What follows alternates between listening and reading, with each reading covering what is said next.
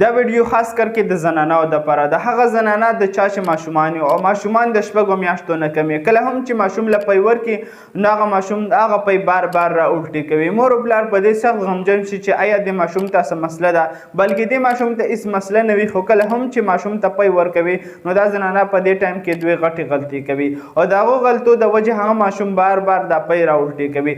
د ټول ناول کله هم چې ماشوم له زنانه پی ورکوي نو هغه له پکار دی چې د هغه سر د هغه د معدې او د خېټې نه په اوچته سطحه باندې وساتي.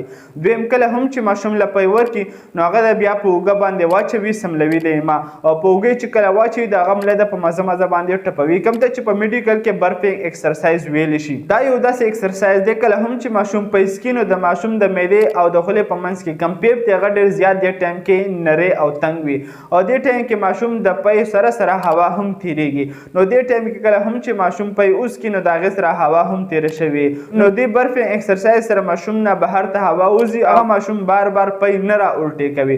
مشکل دا چې داسې معلومات اوسه پورې چا تاسو ته راوړي وي. دغه معلومات نورو سره شیر کړئ. دغه شان معلوماتي ویډیوګانو دپاره زموږ سره اوسئ. شکریه. الله حافظ.